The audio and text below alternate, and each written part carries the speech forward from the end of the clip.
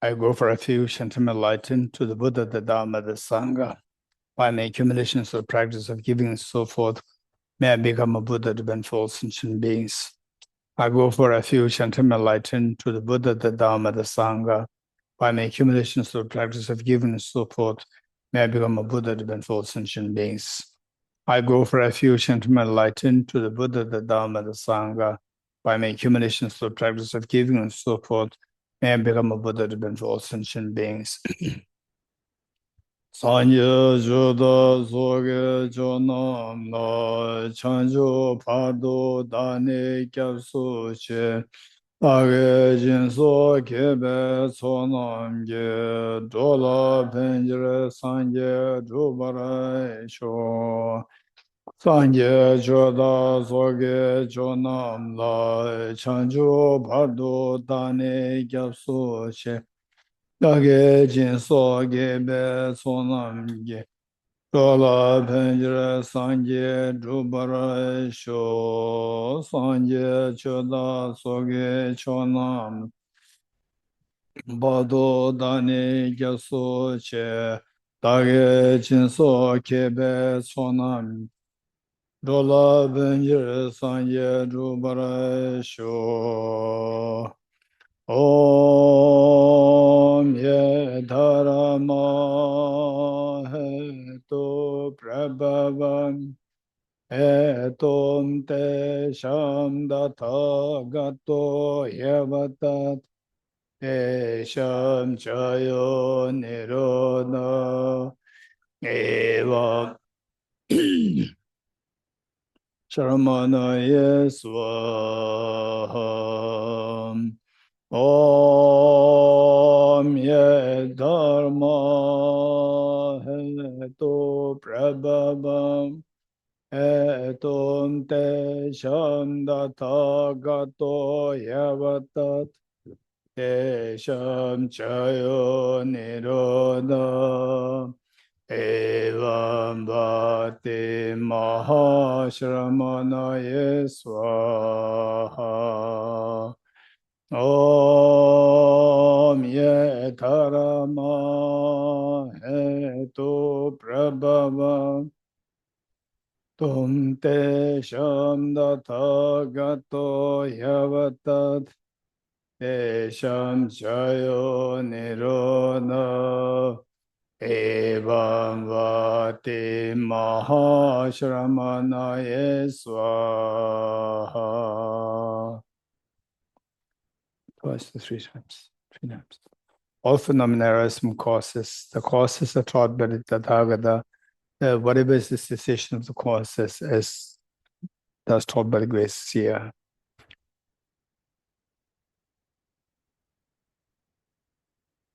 Okay. Chimbalam. Dependent origination and emptiness, a compilation of excerpts from sutras and treatises for meditation emptiness. Translated, not translated.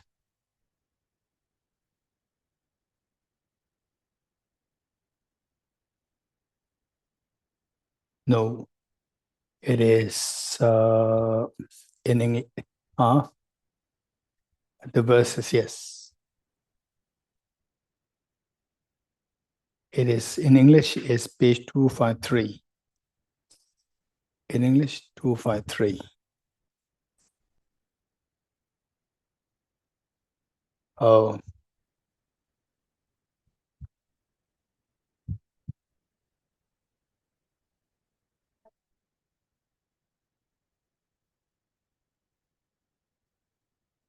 Translated. Very good, thank you. Who translated? You don't know? Huh? No, you translated. Okay, okay. So, in English, it is on page 253.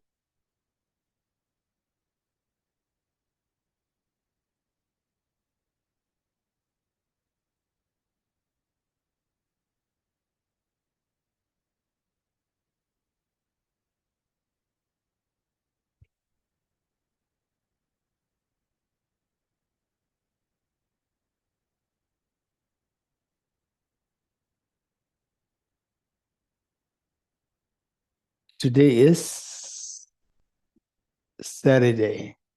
So how many more days now?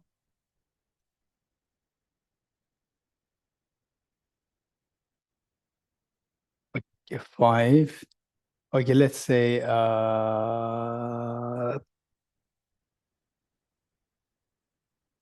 third day. Today's first day, second, third.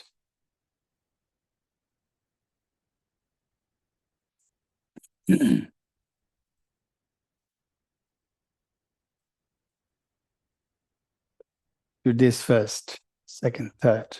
I don't know what that is. Whatever. And the third from today. Okay. So we're going to read this passage, particularly for the understanding emptiness and to leave imprints with the wisdom of emptiness. This compilation is very important. And so how this came to being was that when I was translating for His Holiness the Dalai Lama years ago, like 20 years ago, that His Holiness uses several important passages, and also His Holiness used to advise the people to memorize these verses. And as a translator, I was compiling them, compiling them together. And then later, with the other teachers and my personal reading of the books on emptiness and so forth. So primarily inspired by the blessings of His Holiness, the materials come here is from His Holiness's advice and teachings, and then the other added information also here. So this will be good, very good for us. And once in a while, if once in a week or like twice a month and so forth, if you can read this and think of the connotations, and you can design your meditation on emptiness based on some of the passages, very important passages, the compiled here, you can bring them and on a daily contemplation for yourself. This will be very helpful to implant the seeds of the wisdom of emptiness. And so they are pretty self-explanatory, some of which require more technical explanation. Otherwise, we can read it and then the first passage here, last time I already explained it to you.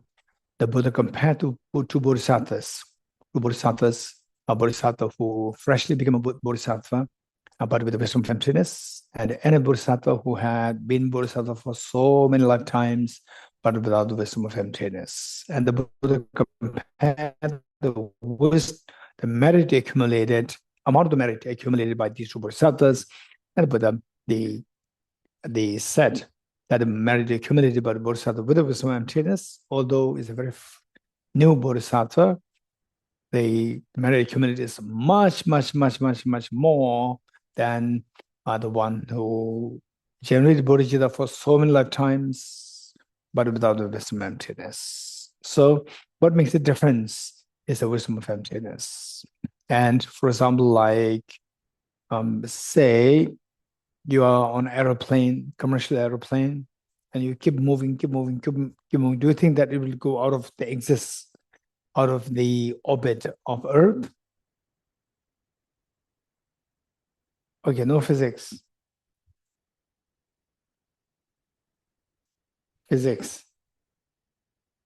Okay, so the orbit of the Earth and the aeroplane, you keep flying in the aeroplane and you think it'll go beyond the orbit? So Nathan says no. Nato said no. Why not? Keep going out of Earth, no?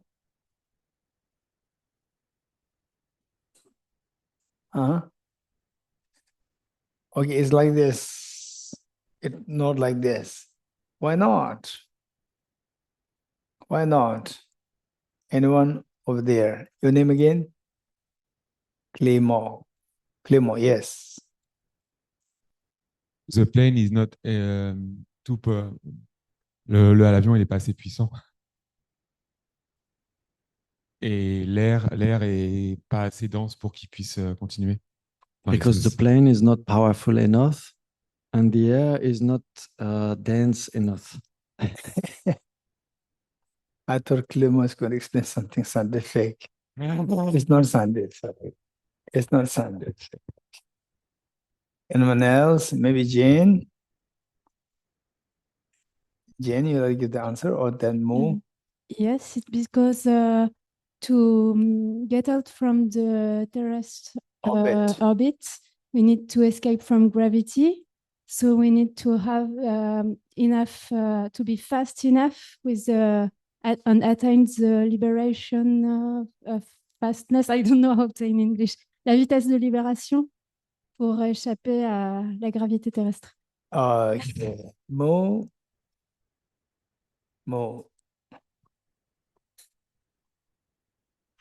I was about to say both because it doesn't have the energy to escape gravity, but also it cannot go back. So if we go out of the orbit, people won't be able to go back. Okay, Moo's worried that if he goes out, cannot come back. Okay, there is a worry. So the passengers will have a problem. This is what you're saying. Here. Your name? Your name? Nikolai. L'esprit pense que non, que c'est pas possible, mais la pratique de la sagesse de la vacuité m'invite à me dire que c'est possible. So if I understood properly, my mind thinks it's not possible, but with the wisdom of emptiness, that's possible. Okay. With the wisdom, you're right. With the wisdom, it's possible.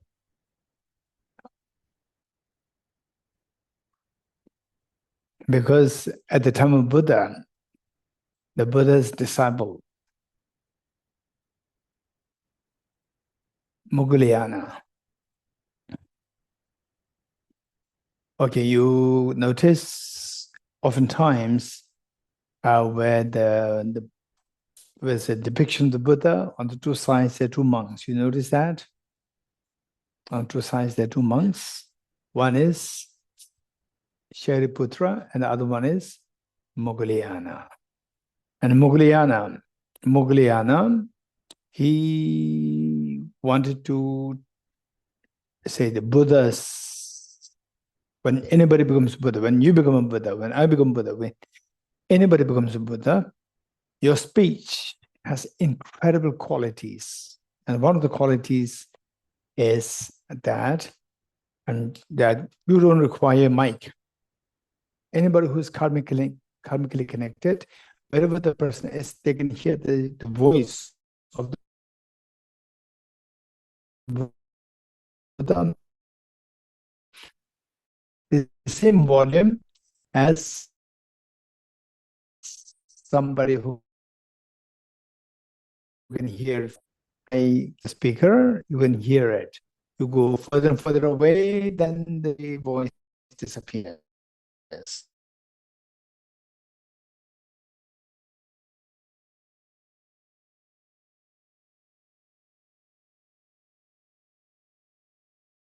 You can hear.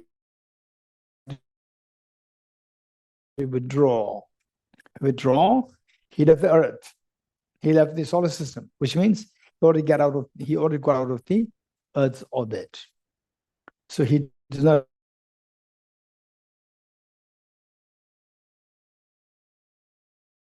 a part of the samadhi and the wisdom emptiness that he's able to get out of this. So what Nicola said is correct. He got out, then he kept going out, and still he could hear the same teaching of the Buddha at the same volume. Finally, he entered in a very strange place, strange world system. Okay, how many agree with me that, what do you call it, Eiffel Tower? Eiffel Tower. So say if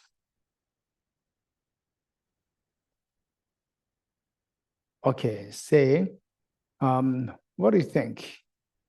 If a stranger is brought to Eiffel Tower, and from there, if you ask the stranger to go wherever you like, keep going for 2 days, 3 days, 4 days, 5 days, keep going. It's easy to go out, but come back to the same Eiffel Tower is difficult. Yes, no? Because the person doesn't have the GPS, nor the, what is that? Google Map, nothing. Coming back to Eiffel Tower is difficult after 4, 5, 6 days. You agree? So go out is easy, but going to the same place is very difficult. This is muswari. As the people go out and then cannot come back. So we can send an autopilot without the passengers. Yes. Benla. Airplane, commercial airplane with autopilot, with no passengers in. You can send it out. So it can go out of the orbits, Earth's orbit, can go out with no passengers, no, was this her worry? No commercial flight with no passengers, commercial flight, just for this experiment with the autopilot, keep going, then goes out of the Earth orbit. Why not?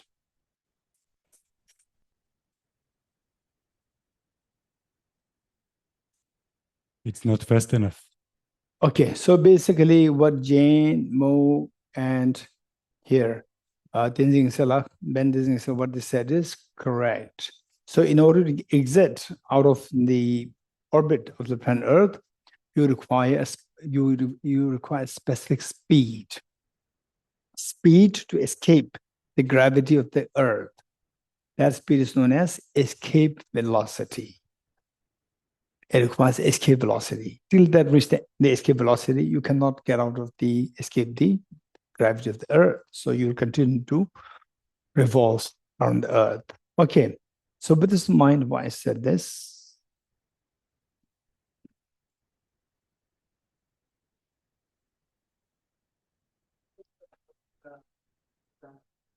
When you go to deepen,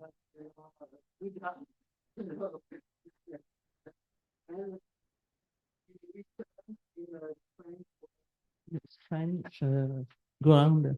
Okay, so I don't know why I said this. First, with respect to what Nicola said. What Nicola said is that so this Mughaliana, he just kept going. Going out is very easy. Coming back is very difficult, what Mu said. So kept going. And finally, he entered into a very strange world system. Very strange, which means such world system exists in the solar system or not. World system where the human beings, the size of the human beings, they are 400 times the size of the ordinary human beings on planet Earth. 400 times the big. They're giant. We're like tiny toys. We're like the tiny toys. And there were also monks there. There was also Buddha there. And this Mughaliana was like a tiny toy. And these monks, they pick up Mughaliana like this. They put it in their hand, and it was so cute. Seems so cute and so nice. The same robes. And with nose, eyes, everything same, but very cute. And they're playing with him. And then that Buddha said, hey, the monks, don't play with this guy. Said, don't play with this guy. This guy is a very dangerous guy. Don't play with him. And the Buddha advised Mughaliana to manifest 400 times their size. Then he manifested 400 times their size, and they become like tiny toys. Yeah, then he would pick up them and put them. So then finally, the Buddha asked, what do you want? Mughaliana, what do you want? Why did you come here? What do you want? And Mughaliana explained everything. Because I came from planet Earth. not for anything else, just to check the quality of the Buddha's speech. We said that where you have a common connection, you will continue to hear the Buddha's teachings at the same volume wherever you are, whatever distance you are ahead. So I came to check that, and now, yes, it's easy to get out, but difficult to get back. So his clairvoyance, his mental power, his mental power is good enough to take him that far, but does not have the capacity to go back to the same place. So please take me there. And that Buddha said, I am Buddha Shakyamuni. So he's the manifestation of Buddha Shakyamuni. So when you become a Buddha, this is a benefit. You are in the planet Earth, you're in other world systems, giving teachings, helping others. You are the same person manifested in infinite times to benefit all the beings. This is the Buddha's power. Then that Buddha snapped, like this, snapped, instantly Mula came to the planet Earth. Okay, so this is a little bit of digression. And why I said this story, anyone?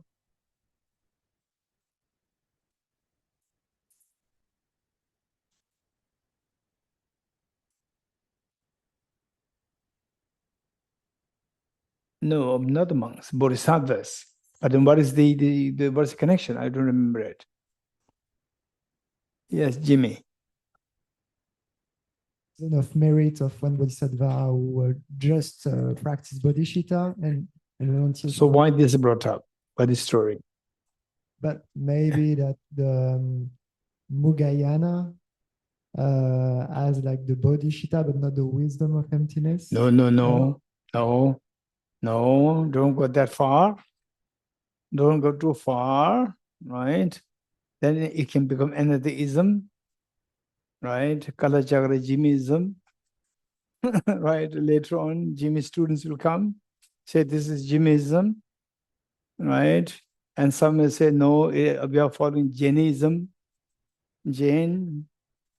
Some say we are following Nicholism.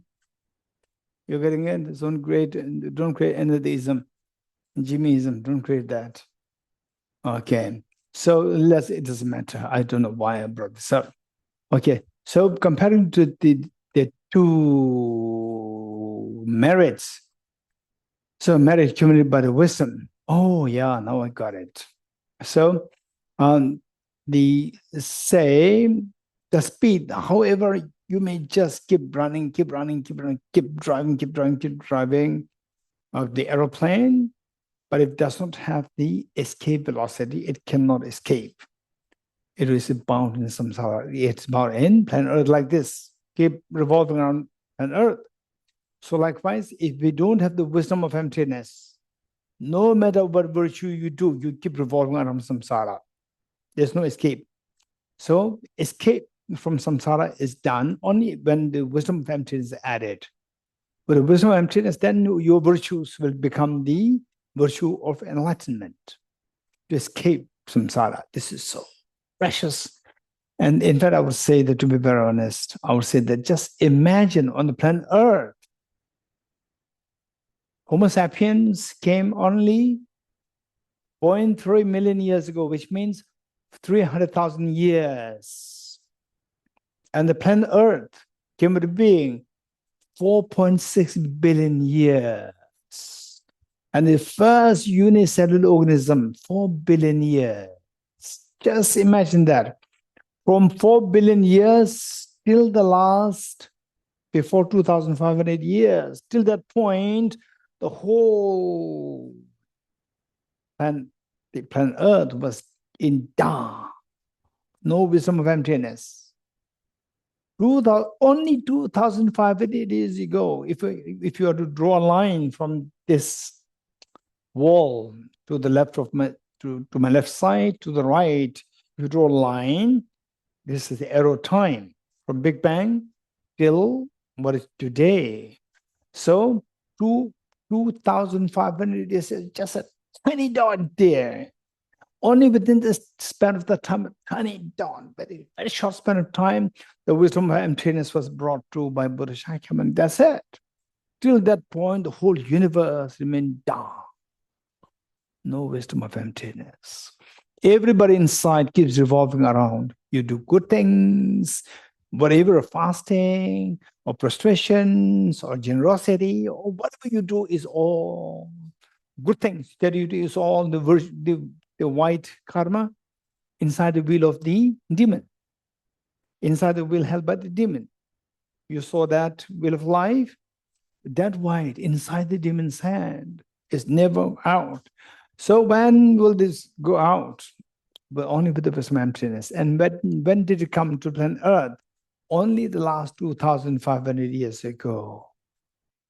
And yet, how many people, out of, for example, today, 8 billion human beings, 8 billion human beings in that very extremely tiny, at the snap span of time, just 2,500 years.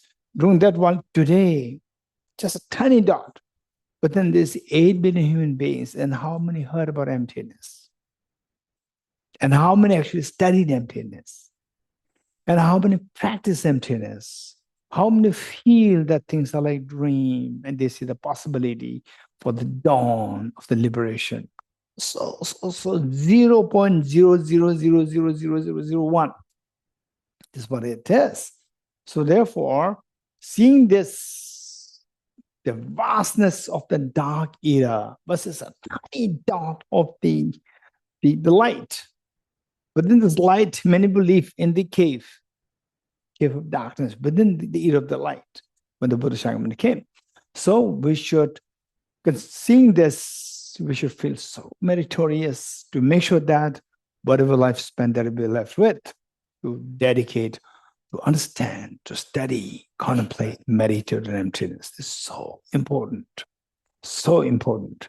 Particularly, I would say that Nalanda Master's Course, Batch 1. Anyone from here? Nalanda Batch 1? No? Okay. So Nalanda Master's Batch 1 from Tibet House. So there we see there's some who are extremely good in knowledge. And then they continue to study, they continue to do NDC, Nalanda Master's Course Batch 2 also. They're already very good in the study. And they studied Nalanda Diploma Course Batch 1, 2, 3, 4, 5. Still the 6, they're doing it. They see the gravity of these precious texts. So, therefore, in this life, for example, for me, I'm very fortunate to have received all these teachings from His Holiness, from my teachers, incredibly great teachers, and had discussions, debates, and so forth, and study, and to the best of my capacity, meditation on emptiness. And still, when there is some reading on emptiness, authoritative materials, not any reading on emptiness, authoritative materials, but the highly accomplished teachers. So they to read them, even to recite a verse on emptiness by the Buddha, it gives me such a joy. So we all should take the maximum advantage of our having met with this teaching on emptiness in this life. So with this mind, let us recite these verses and just see how much you can contemplate on the meanings of these lines. Okay, I'm in French. And those who like to read in English is on page 253, 253 in English. Yeah, okay, otherwise in French. Sinon en français. Manjusri, quiconque écoute même. If possible, Okay. Jimbala, if possible, the title also. Oh, là-dessus. L'existence dépendante et la vacuité, une compilation d'extraits de sutras et de shastras pour méditer sur l'existence dépendante et la vacuité. Le sutra donné par l'enfant précieux. Manjusri, quiconque écoute même avec des doutes cet enseignement sur la vacuité engendre bien plus de mérite qu'un bodhisattva qui, manquant de moyens habiles, pratique les 6 perfections pendant 100 000 éons. Ceci aidant, que dire alors pour une personne qui écoute cet enseignement sans entretenir de doute? Que dire alors d'une personne qui le met à l'écrit, le mémorise et aussi l'enseigne complètement et de manière extensive? Ensuite, le Sutra de l'essence de Tathagata. Toute personne qui, ayant commis ces 10 grandes non-vertus, aborde l'enseignement du non-soi et a foi et conviction que tous les phénomènes sont depuis toujours purs de toute existence véritable, n'entrera pas dans les mauvaises renaissances. Ensuite, le sutra qui soumet les démons. Si un bhikshu réalise que tous les phénomènes sont totalement pacifiés quant à l'existence inhérente, et que la naissance des souillures est vide de nature propre, cela supprimera la culpabilité d'avoir des souillures et rendra instables les souillures, réduisant ainsi même les négativités incommensurables à l'inefficience, sans parler des fautes secondaires associées à l'éthique et au rituel. Ensuite, les 400 stances sur la voie médiane, Bodhisattva Arya Deva. Ceux de peu de mérite n'auront pas même de doute quant à ce dharma de la réalité ultime. Si quelqu'un devait entretenir quelque interrogation à ce sujet, cela mettrait le samsara en pièces. Commentaire sur la cognition valide d'Acharya Dharmakirti. La libération est atteinte par la vue de la vacuité. Tel est le but de toutes les autres méditations. Ensuite, la marche vers l'éveil du Bodhisattva Shantideva. Toutes ces branches de pratique ont été enseignées par le Bouddha avec la sagesse pour objectif. C'est pourquoi ceux qui souhaitent apaiser la souffrance doivent engendrer la sagesse. Ensuite, l'entrée dans la voie médiane d'Acharya Chandrakirti. Tout être ordinaire qu'on soit, si en entendant parler de la vacuité, on éprouve une joie intérieure absolue, encore et encore, que de cette joie viennent les larmes aux yeux et la chair de poule, alors on possède la graine de la sagesse, de l'éveil complet. Ensuite, le sutra requis par Upali. L'éclosion de fleurs splendides et variées et l'éclat des suprêmes lieux dorés demeurent si séduisants. Il n'est aucun créateur pour tout cela. Ils sont tous établis par le pouvoir de la pensée. C'est au moyen de la conceptualisation que le monde est imputé. Ensuite, Bhikshuni Vajiravaga.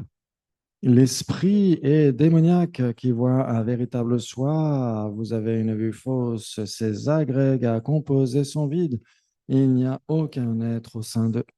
De la même façon que l'on désigne un chariot en dépendance d'une collection de parties, nous affirmons un être conventionnel en dépendance des agrégats. Ensuite, les écrits de Vénérable Charawa. En cherchant une réalité au travers de l'espace, on ne trouve ni périphérie ni centre. Toutes les perceptions cessent complètement.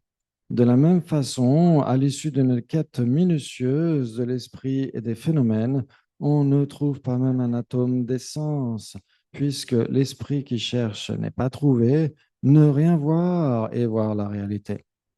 Les écrits du Saint Saraha. En entrant dans la vacuité, mais dénué de compassion, on ne trouvera pas la voie suprême. En méditant sur la compassion uniquement, on n'obtiendra pas la libération, mais on restera dans le samsara.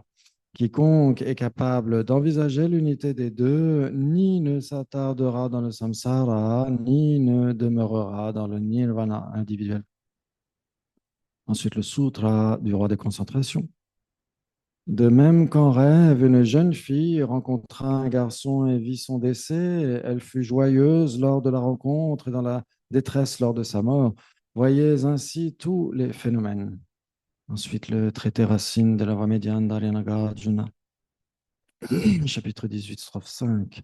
La cessation des karmas et des afflictions et la libération. Les karmas et les afflictions proviennent des conceptualisations. Celles-ci proviennent des élaborations qui saisissent l'existence véritable. Les élaborations cessent par ou dans la vacuité. Chapitre 22, strophe 1. Il n'est ni les agrégats, ni différent des agrégats. Les agrégats ne dépendent pas de lui, pas plus qu'ils ne dépendent d'eux. Le Tathagata ne possède pas les agrégats. Qu'est-ce que le Tathagata? Remplacé par votre nom. Chapitre 24, strophes 18 et 19. Ce qui advient en dépendance est déclaré vide d'existence indépendante. Ce qui est désigné en dépendance est la voie médiane. puisqu'il n'est aucun phénomène qui n'advienne en dépendance, il n'est aucun phénomène qui ne soit vide. Ensuite, la précieuse guirlande d'Aryanagarjuna, chapitre 1.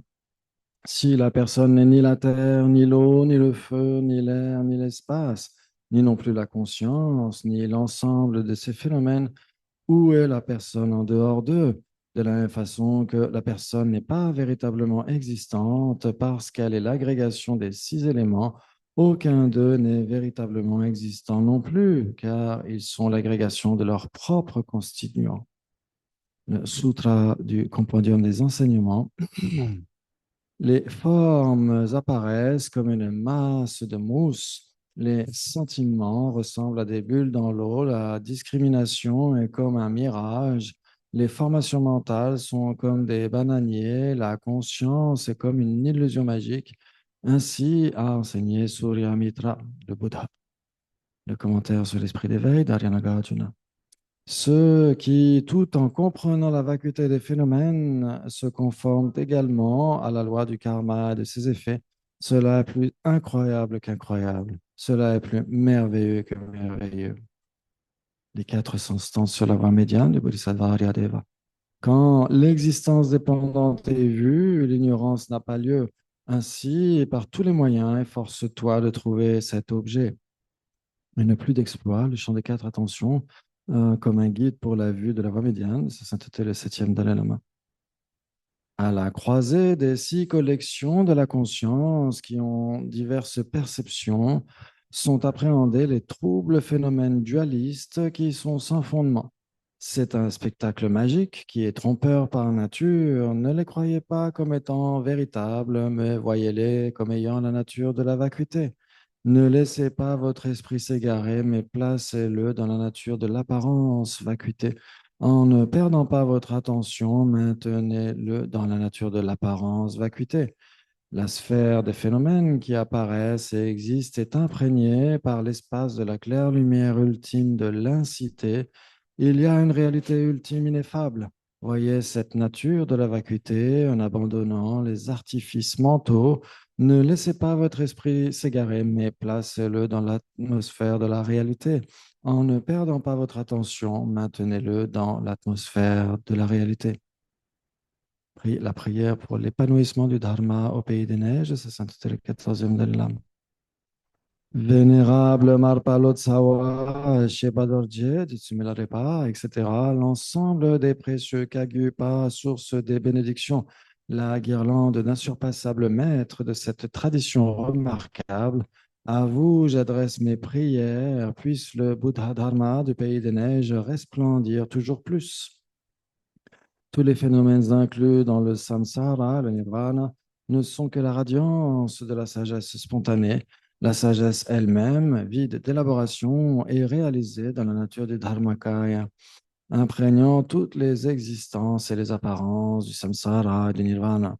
Elle est le grand Mahamudra, puisse le Buddha Dharma du pays des neiges resplendir toujours plus. C'est la louange au Dharma Dhatu d'Aryanagarjuna. Impermanence, souffrance et vide, ces 3 purifient l'esprit. Le dharma qui est insurpassable dans la purification de l'esprit et l'absence de nature intrinsèque. Prière de conclusion de l'océan de raisonnement, un commentaire du traité Racine de la médiane d'Aryanagarjuna composé par Lama Tsongkhapa. Au cours de toutes mes existences à venir, puisse-je être guidé par Arya Manjushri et être capable de détenir le dharma en général et les enseignements sur l'existence dépendante en particulier, même au prix de ma vie. Ensuite, la sadhana de Sri Hiruka. Okay. Yes. So this passage, I'm going to explain a little bit here. This is the extracted from Shiriheruga Sadhana. And the Shiriheruga, it is the sacred name of one of the Buddhas. And the Buddhas, when they choose names, unlike how the human beings, ordinary people, they choose name for their children. The Buddhas, when they choose the name in such a way that the beings benefit a lot. Beings benefit. Just by hearing the Buddha's name, the beings have benefited. So, Shri Heruka, it is a very profound meaning. And anybody who hears this, the sacred name, you will get the benefit, number one. And particularly those who know the meaning of these syllables, the sacred name Shri Heruka, if you know the meaning and you recite, every time you recite it, the meanings, it leaves a very special imprint in the mind. So the meaning is so profound. So before I go through the meaning, let me give you the background.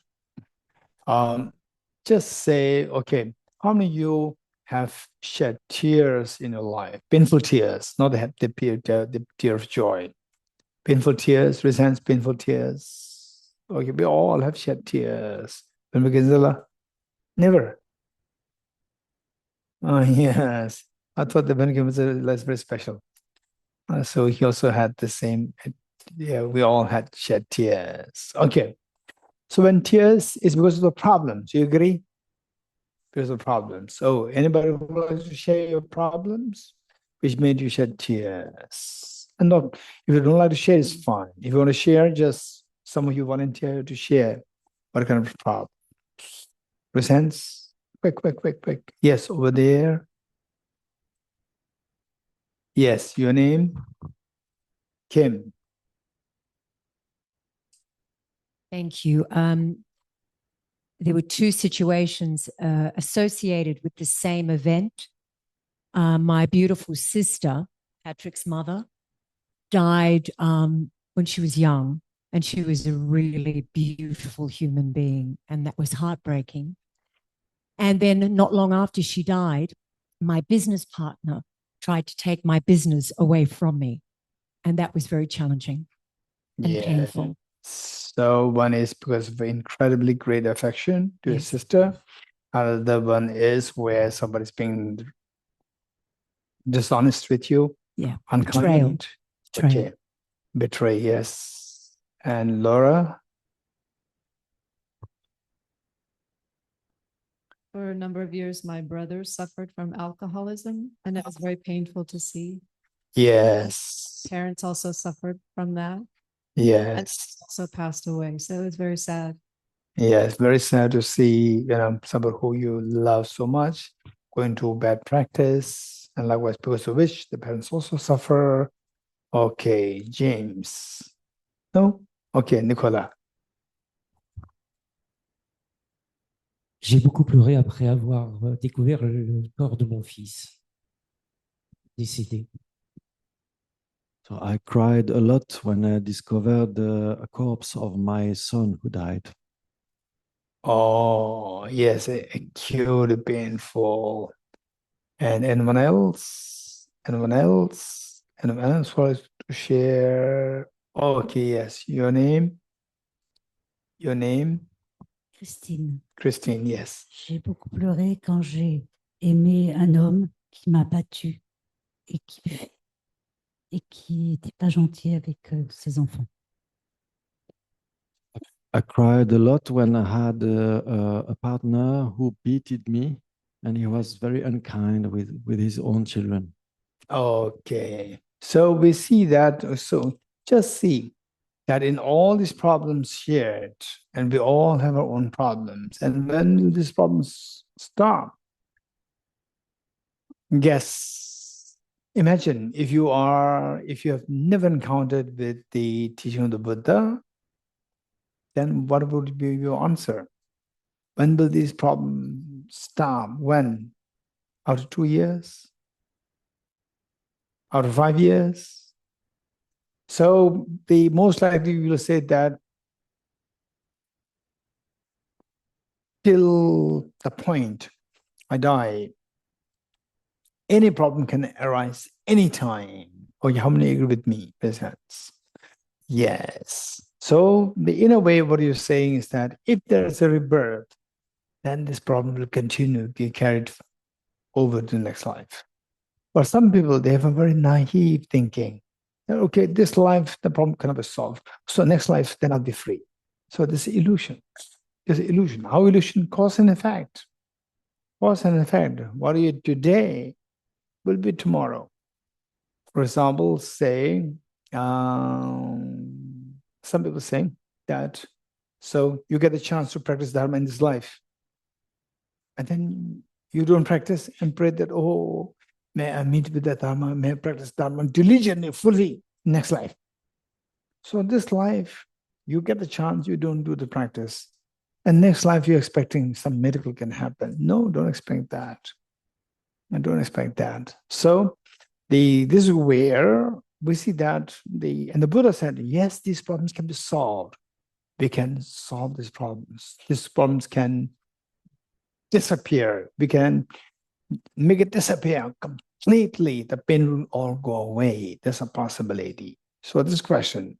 So for that, so say, for example, say in all these problems, there are two things involved. There are two things involved. One is I. And so this person is being unkind to me. Oh, this person I love so much, and the person left the world. So this person is so kind to me. This person not kind to me. So the me, I is always there. Yes, in all these problems, there's I. You agree? So I per se, there's nothing wrong in it. Some people say that, oh, always I, this is wrong. No, I per se, there's nothing wrong in it, number one. But we do see that the I, the person, yourself, is involved in this problem. The second, other thing that is involved is things, the phenomena with which the person, I, interact. There's a phenomenon with which I interact. Okay, my sister. Okay, my son. Okay, my husband, my wife. So whatever. So we see that the things other than you, and things other than you, known as a phenomena other than the self. So the person and the phenomena other than person, these two interact, and then the sound of the misery is around. So simply by I is not a problem. The problem is misconception of the I and misconception of the phenomena with which you interact. The two misconceptions meet, then erupts into problems. So our job is, if we don't want to have the sound of clap, so the metaphor of the sound of clap is given in many ways. One way is, as going to be explained here, that the saying I, misconception of the I, and misconception of phenomena with which you interact, meet, and problems erupt. So, for example, let's say for time being, we are talking about something very sophisticated. And even in day-to-day life, we see that these are realities. For example, say in your company, in your workplace, you heard that there's going to be new staff. And then your friend gives you feedback that the staff that is joining your company or your work, this staff is very unkind. Looks nice, but deep inside, very complicated, very unkind. If this information that you've given, and actually your friend and that new staff, they had a conflict. They were neighbors, they have a conflict. Because your friend doesn't like the other staff, the new staff. And new staff say, and your friend gives you information that this new staff is very, very unkind, but superficially it looks so nice. And the new staff walks in. What is your impression? Instantly, you paint a very dark figure on this person. You agree? And how you react is going to be very different. You become so somber, serious, cautious. And even if the new staff is so accommodating, talking to you, friendly, oh, this is a trick. because you're informed by a friend. He looks so nice outside. And oh, now look, what my friend said is very true. And you and your friend have been friends for only 1 year. And then you worked with this person for the next 5 years. You see that this person is so good. 5 years, 1 year. When do you know the person more closely? 5 years. 5 years with the so-called new staff, you see that he or she is so good, really, really good. Really, really good. And then you will see, oh, look, the day one I met you, I saw you with a very different, very nasty, is saying unattractive, unappealing to my mind. Now you're very different, you're so kind. Okay, so look, it's because of, look, I, and the information that your friend, wrong information your friend fed in your mind of this person. So misconception of the person. And of course, you make misconception of the person, and then erupts into a misjudgment of the person. You agree? That happens even in the day-to-day life. It happens many times. It happens many times. So now the misconception, there are so many layers. The final misconception is misconceiving the self as, what is that? Self-grasping ignorance. Self as objective real, misconceive the phenomena with which the person interacts as objective real. So these two misconceptions, what are the two misconceptions? Misconception of the viewing the self as object, the person as objectively real, and the phenomena with which the person interacts as objectively real. In other words, the misconceiving the selfhood of the person and misconceiving the selfhood of the phenomena. These two misconceptions come together, erupts into miseries. All are painful experiences, and conventionally speaking, for example, somebody is being very disloyal to you, you're being betrayed. It's so painful. According by law, would say that yes, truly you're right, and there is a mistake of the other person. But finally, you have the pain, and even though the person is wrong, but you have the pain. So this pain you don't want. This pain you don't want. Okay, how many agree with me, in a sense? This pain you don't want. If you don't want this pain, other person being nasty. Oh, I have the pain, please change. Oh, I'm sorry, I'll change. The person will not say this, or is even more happy that you actually pained. You're getting it? It's painful. I did my job, I'm glad. Finally, it's your job to make sure that your pain goes away. How to remove the pain? It's not that easy. If it is that easy, then by now nobody should be suffering. It's not that easy. Even to get the information about how to get rid of the pain is so difficult. Information, correct information, and complete information, and systematic information. Okay, what are they? Correct information, complete information, and systematic information. This is so precious, extremely, extremely valuable. You know, the countries on a very high level, the people, they're selling the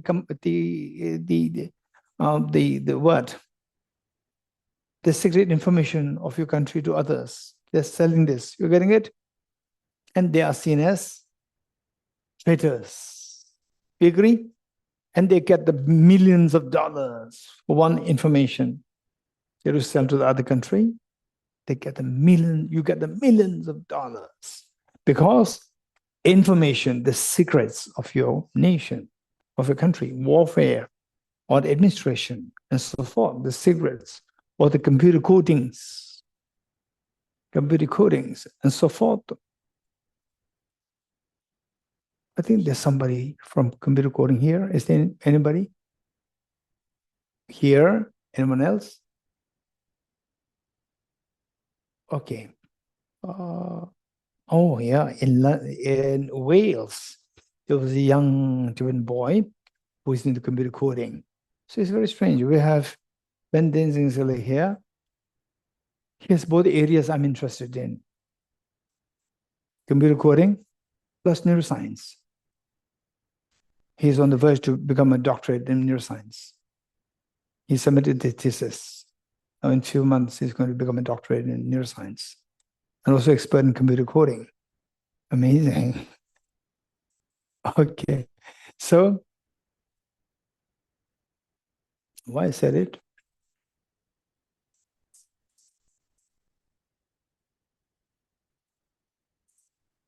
Okay, correct information.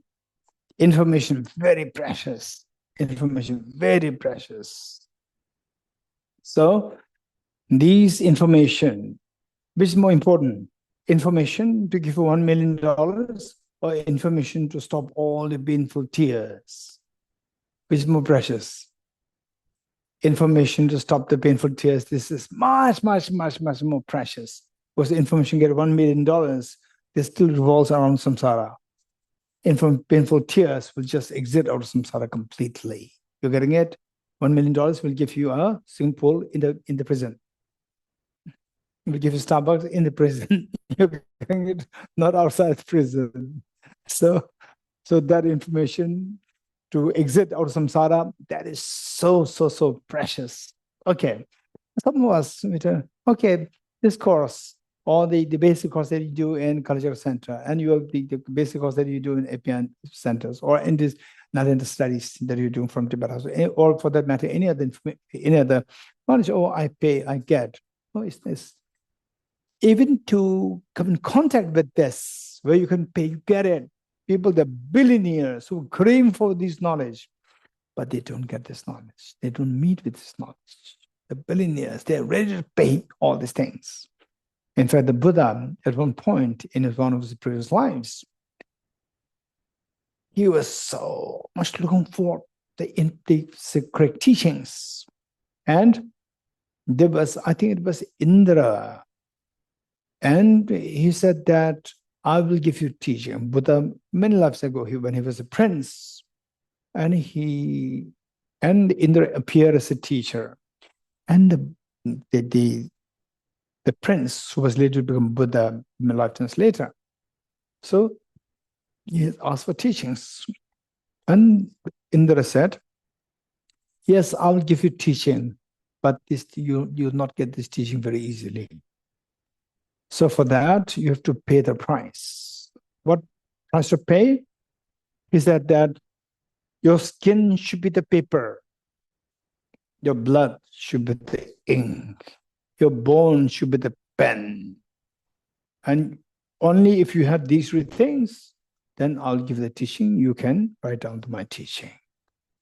And this prince, he was so he could see the value of the teaching. See, instantly, without hesitation, he just, in whatever way to cut his flesh, so much pain, still he did it. The skin as the paper, and his bone, crush it as the pen, and the blood as the ink. And he was waiting. And Indra just taught one verse on impermanence, not emptiness.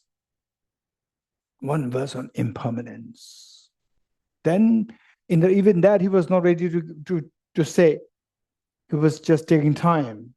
And this prince said that, please teach me very quickly, otherwise I may die. I'm draining my energy. I'm going to die before I hear this teaching. So he said, he scribbled it. So look, this is the thing. So to hear about these things is very important, to feel the preciousness of these teachings. And okay, then more like something in the contemporary was when I was in class 11. Class 11, when I was maybe 16, 17 years old. And my math teacher, when I'm still in school, my math teacher, once he just shared his one incident with the class. And he said, that his car, in those days, people having car was much less. He had a car. He said that once his car broke down and he took it to a mechanic. And a mechanic, he opened the bonnet and just checked inside. And finally, he took out a hammer and banged it 3 times. And he started the car. And his car worked perfectly well. And my teacher asked, how much should I pay? And the person said, by today's standard, maybe 300 euros. It's cheap or costly?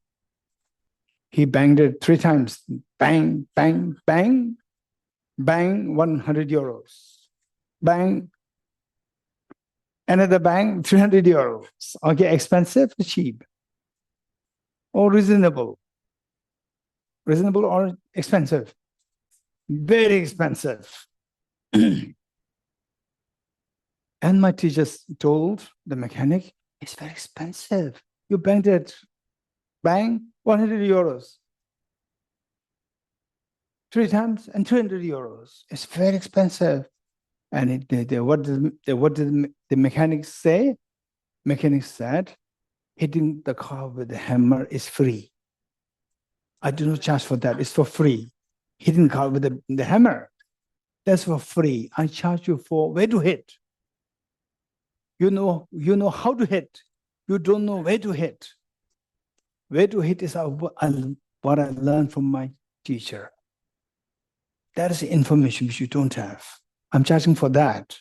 I'm not charging for hitting. You know how to hit, but you don't know where to hit. Where to hit is the information which I learned from my teacher. I paid for that. You have to pay me for that. You don't know. You're getting it? So the information, don't take for granted these precious information. They're so precious. In fact, sometimes I say that the book, Illuminating Intent. Okay, how many are reading it now, Resents? Laura, Ina, here. Okay, you're studying this, Illuminating Intent. So this book, Illuminating Intent, I've been waiting for this in English. In Tibetan, we had it since like 600 years ago. But I was waiting for this book in English, translated by a very authoritative translator, Dr. Jim. I've been waiting for this like the last many years, almost like 20 years, more than 20 years. And finally it came out. Before that, I was using other translations, and I was struggling. It's so difficult. In fact, sometimes that translator did not really understand the meaning. What he was translating, he didn't really understand what he was translating. And then sometimes the translation, they're so opaque, no clarity. Suddenly, Dr. Dijiman's translation came. Meanings are so clear. Meanings are so clear. Clarity is there, meanings there. And they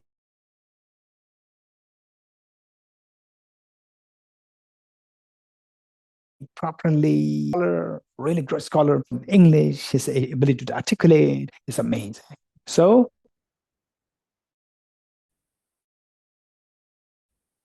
that when Tibet House, when we have the copyright of this book, so the and I also thought, once out of my mind, I thought that if we seek the copyright or if we seek the permission, that we be able to reprint it and readily distribute to people.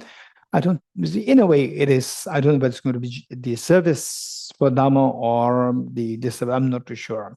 Of course, it's service, many people can be benefited. At the same time, the people who commissioned this made this translation available. So they spent a lot of money on the translator, and translator also took like almost 15, 20 years. So this much of the resources spent on this. So we have to be grateful that whoever supported this, they should actually at least get what they spent, get back what they spent. This is what I thought. And then what I told the people, those who attended this class on this text, that it may sound the book is very expensive, maybe like 6,000 Indian rupees, maybe a euro like 400 euros.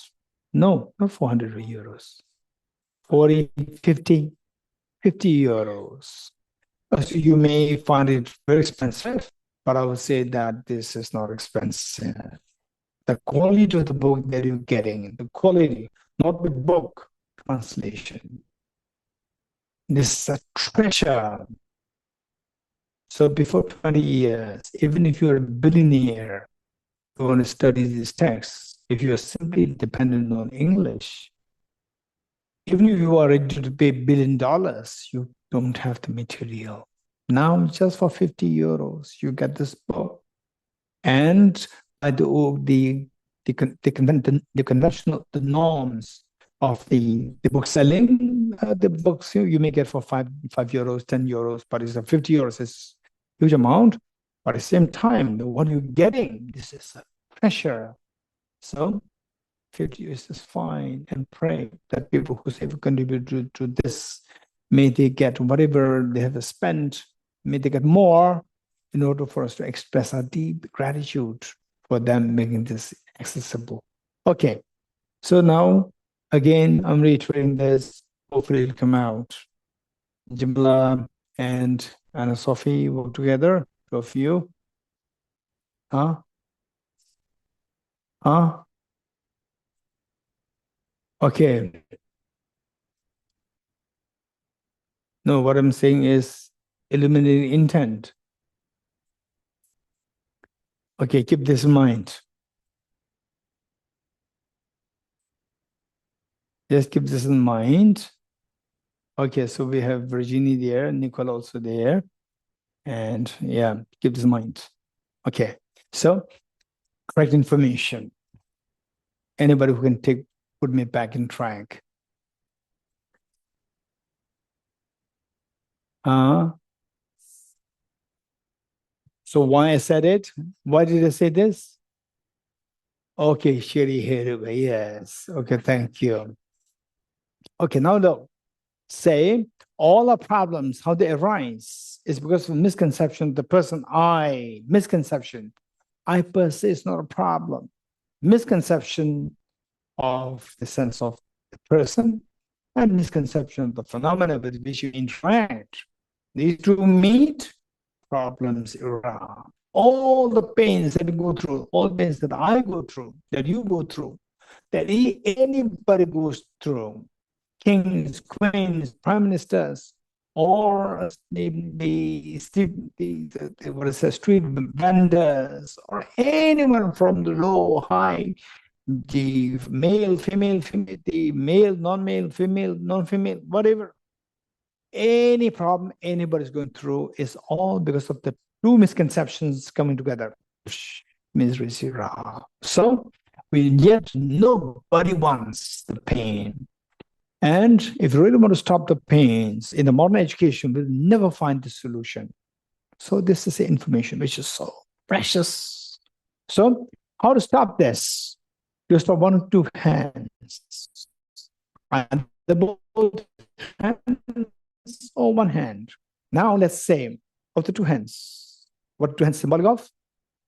Misconception of the person and misconception of phenomena with which the person interacts. Okay. For example, like say the way many of you shared with us, like in my case, when I was 5 years old, I lost my mother. I could still, after like more than 50 years, I could still have the very sharp feeling of the uneasiness, of the pain, of the have lost a mother, just 5 years old. By now, I should have forgotten. No, it did not go away from my memory. It's still there. So even the pain today I feel is because of two things happening together. Two misconceptions. If you don't want the pain, say either you remove the misconception of the phenomena and the misconception person alone is left. No sound. Okay, two hands out, all of us. Two hands out. Two hands out. Okay, do what I'm doing. Okay, sound erupted. Okay, now only one hand. Only one hand. Okay, do what I'm doing. No sound. Okay, so I know I'm very confident there's no mischievous person here. Sometimes mischievous people, they hit somebody else. Okay, so here I am confident there's no mischievous and it's a correct judgment. Okay, so with this, say, one way is of the two hands, removing the hand symbolizing the misconception of the phenomena. You will remove this, then only the misconception person left without the phenomena, then no sound. Or remove the misconception of the person and misconception of the phenomena is left, still no pain, no sound. The sound of pain stops. Or remove both. Remove both. There's no basis for the sound. Do you agree? Sound of the misery stops. Okay. So with this, once you know this, then we see that, look, now I'm taking you to the second level. Then we'll go to the third level to explain the meaning of the the sacred name of Shri Heruka. Okay. So the second level is that, say, to remove the misconception of the person, misconception of the selfhood of the person. Let me repeat it. To remove the misconception of the selfhood of the person, you understand the selflessness of the person. Let me repeat it. To remove the misconception of the selfhood of the person, you have to realize, or you have to have the wisdom to understand the selflessness of the person. To remove the misconception of the selfhood of the phenomena, you have to understand you have to get the wisdom to understand the selflessness of phenomena. So comes two concepts, selflessness of person and selflessness of phenomena. So emptiness or ultimate reality that we are talking about is divided into two, selflessness of person and selflessness of phenomena. In simple words, emptiness of objective reality, emptiness of objective reality of the person, and emptiness of objective reality of the phenomena. Okay, this is where we are. Now, look, of the two hands. Two hands, okay, how many hands are there?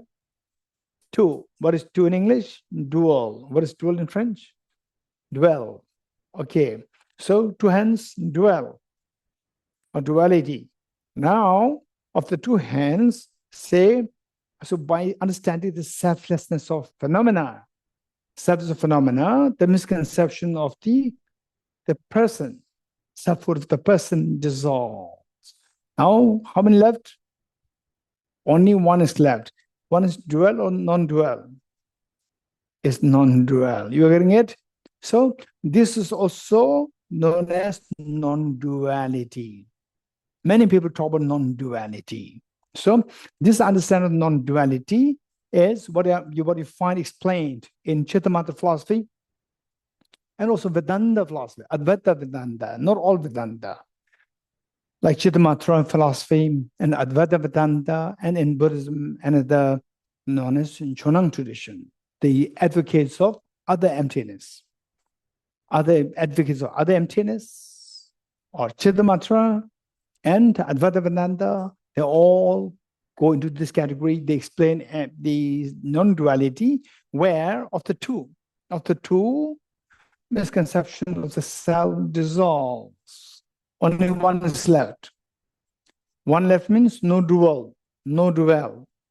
Duality goes away. This they call it non-duality.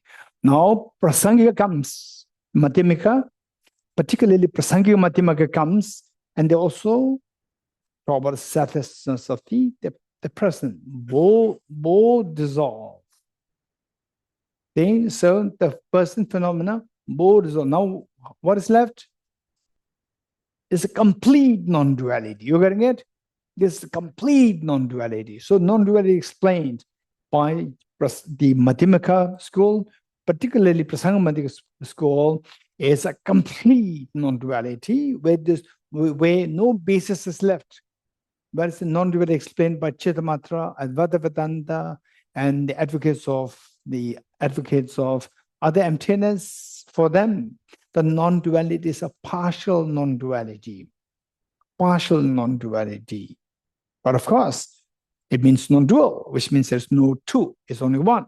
So partial non-duality, whereas the Prasangika, Madhyamaka, particularly Prasanga Madhyamaka, explanation non-duality is a complete, the complete non-duality. Oh, I think I brought my mobile. This is what happened. It's not here. I forgot it. Okay, I need to check the time.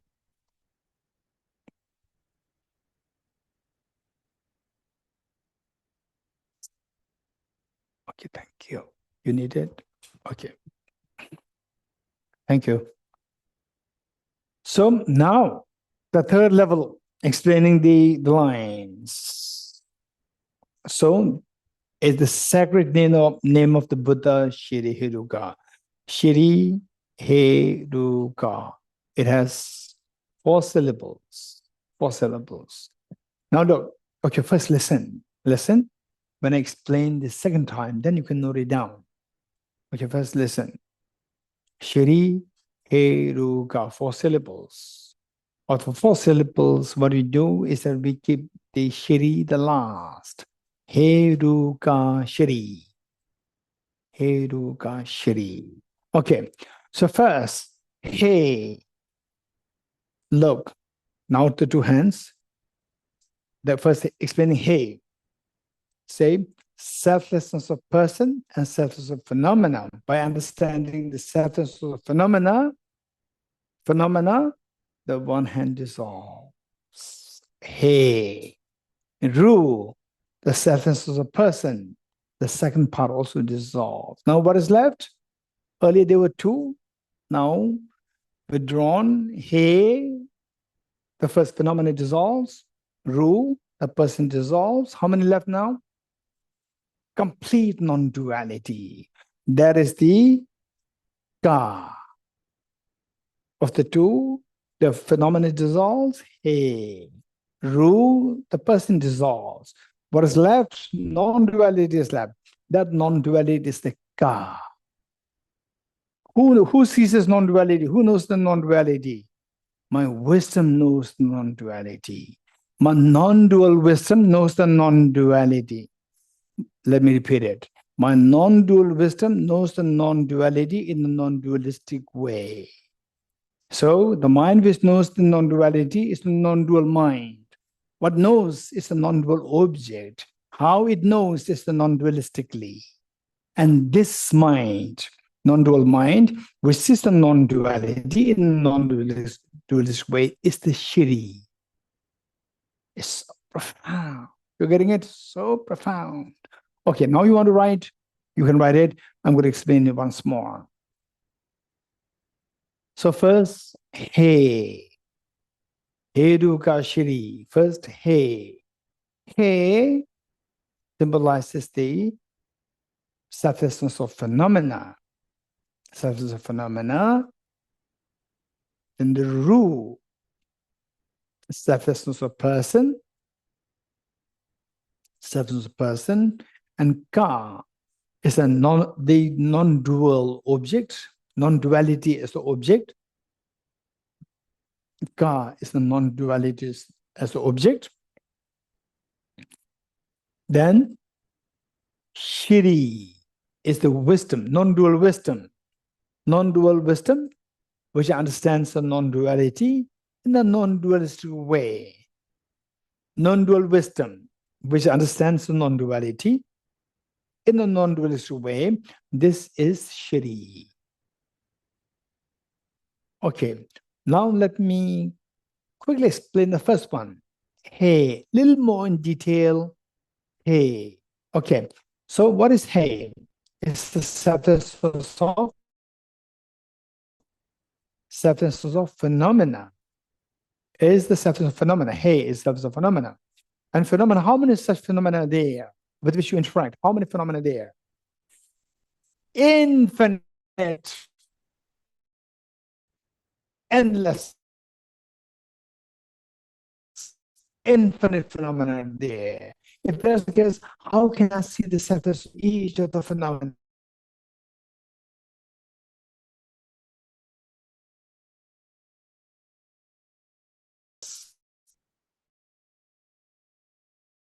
And stop the floods. How can I stop it? Okay, don't worry. All these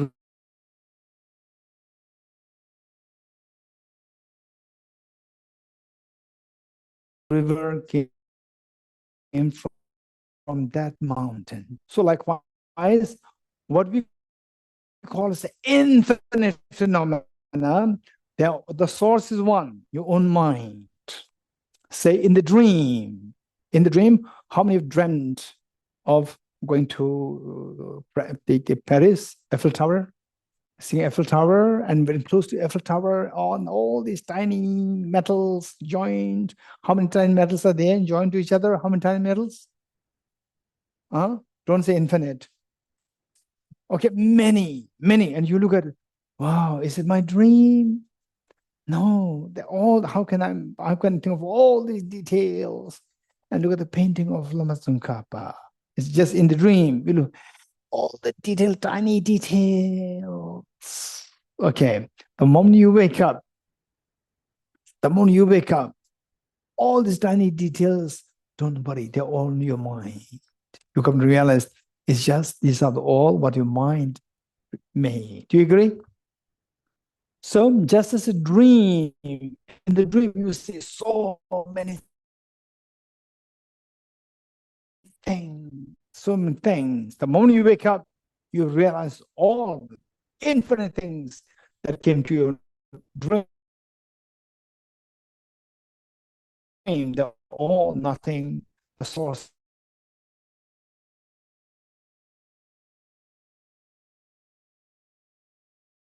They're all nothing, the source is on your own mind. Likewise, whole samsara.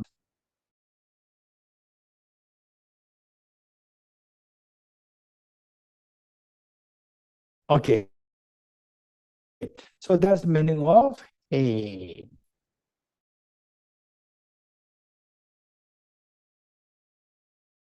Okay. Now, and the Tibet 8th century down, or otherwise 11th century, because in 11th century, his teaching on Shiriheru became the blessings are there. So it says, Shiriheruga, Shiriheruga, Shiriheruga. Hey, Nikungu Junus Guvesem te Gu Tanya do Tabar Chabe Tombe Shugi Tame Batang. Ru ni Kansaka Tatu Zime Namdo Tabe Tada Kansaka Tame Batang. Ka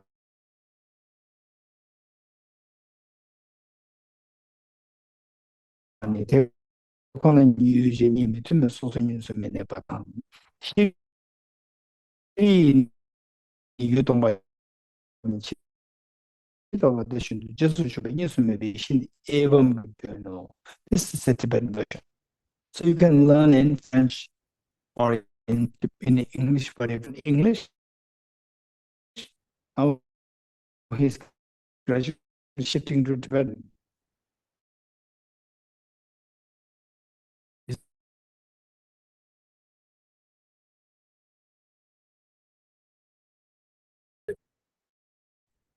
That's very important. Okay, let's read this together in French. The meanings of French is that the meaning. Right? Yes. Shri Heruka, Shri Heruka, Shri Heruka. He est le non-soi des phénomènes, la vacuité de l'esprit qui est la source de toute chose car il est imputé comme étant de nature causale. Ru est le non-soi de la personne, la vacuité du soi qui est fabriqué par le filet des pensées conceptuelles qui saisit le soi des personnes. Ka est la réalité ultime, l'absence de dualité dissonante entre sujet et objet. Shri est la sublime sagesse non duelle qui demeure dans la congruence avec la vacuité de l'objet. Ceci est le sens de Evam. Okay, you can recite it every day. You can recite it every day and try to think of all my problems arise from the misconception of the person, I, and misconception phenomena. And then you can think about the emptiness of the phenomena, emptiness of the person, and then see what is left, non-duality, and how your mind sees this non-duality and this wisdom, which is non-duality. Even that is also empty. Do this meditation on a daily basis. That will leave a special imprint and connection with the Shiri Hiruka. And then you can become enlightened in the form of Shiri Hiruka. Okay, good. So now we have to go into the emptiness. Before that, so we all had the experience of the pain, the painful tears, extremely painful. And then how many had the pain? Sometimes the pain is so acute, where your heart feels so heavy, it's pulling you down. Once in a while, how many had such feelings with hands? Okay. So those who did not raise hands, maybe you have forgotten. Or maybe you are too young. If you're too young, don't worry. They're waiting for you. They're waiting for you. Okay, Nato. If you have no such experience, don't worry. They're waiting for you. And who else? Jimmy. And when the boy there, your name? Kola. How old are you? 33. You look like 23.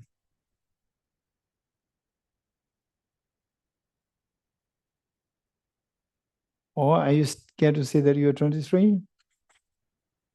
You just cooked up 33? Are you sure you're 33? Huh? 23. Okay. Okay. So we have all these pains. And and how many you don't want this pain? Raise hands. How many very serious? Very serious, right? Okay, very good. Very serious. Then I'll give you 3 choices. And you choose one. Right? You choose one. And but before I give you the choices, you tell me, how many agree with me that generally speaking, affection gives you joy? Raise hands. But more the affection, more the pain at the time of separation. Raise hands. Acute affection, the pain is deadly. Raise hands. Okay. So now 3 choices. The first choice is so much of affection, so much love, and so much of pain. Second, no love, no pain, no pain, no gain. That's number 2. Number 3, so much of affection, so much of affection, love, and affection, no pain. Number 3, reasons. Okay. So some of you may be saying this is just like a break time, a break just for entertainment, just idealistic. Okay, so let us not be pessimistic in this sense. Okay, let's see if it is possible. If it's possible. So, say affection is so beautiful. Affection. I would say affection between mother and child, affection between husband, wife, son. Affection is so genuine. It's so genuine between husband and wife, and parents and children. Sometimes brothers, sisters, sisters. Sometimes even between friends. It's so beautiful, and the more pure the affection, more beautiful it is, and the feeling is so beautiful. It's amazingly beautiful. It just melts your heart. And all the barriers between, you see that all the barriers dissolve. This is so beautiful experience, amazing. At the same time, a term of separation, something gone wrong. The pain accompanying that is so unbearable. That's a fact. That's a fact. We all have to go through these experiences. Extremely sad. Now the point is that is there a possibility where the pain, the way the happiness is retained and expanded even more? No, I would say compassion, affection, love expands even more, and the pain reduced to zero. If this is a possibility, answer is 100% yes. So when you say yes, the question is how? Okay. So for this, one need to keep in mind that say that all pains underlying all the pains, the ground for all the pains is the self-grasping ignorance. Ground for all the pains. And the pain and the affection, these two seem so connected. These two seem so connected. In actuality, these two are not connected. These two are not connected. But they can, at times, they can be connected by the self-grasping ignorance. When the self-grasping ignorance is there, self-grasping ignorance serves the basis for the pain. Self-grasping ignorance can also be the basis for affection. But for the affection, self-grasping is not necessary. But for many of us, self-grasping is mixed with the affection. So self-grasping becomes the common ground for the pains and the affection. Where the affection increases, pain also increases. So this is what happens. Now, if I give you an example, let's say, okay, let's say this is gold, a solid gold. A solid gold, hot, red, burning solid gold. Burning is a fire. Burning solid gold. And because this gold is so precious, I keep it, it continues to burn your hand. And it burns my hand, it's fire, I throw this, I'm throwing gold. Let me repeat it. Oh, it's gold, I'm keeping it, it continues to burn your hands. And because this is fire, you throw it, you are throwing gold. What should we do? So the gold is like the affection, love, so beautiful. And alongside is the fire, the pain.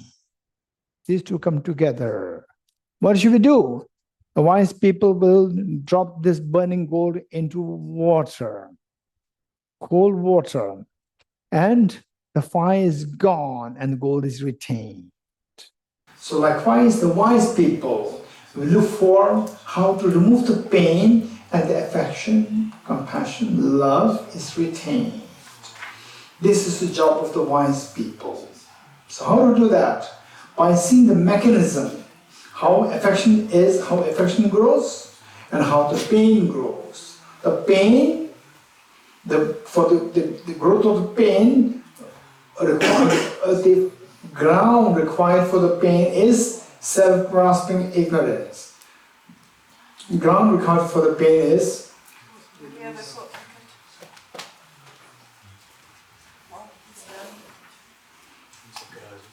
which means we cannot look for the solution.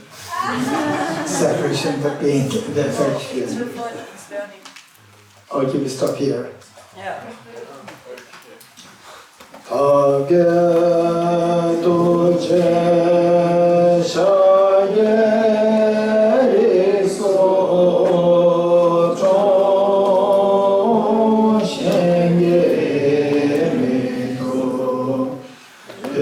Yeah.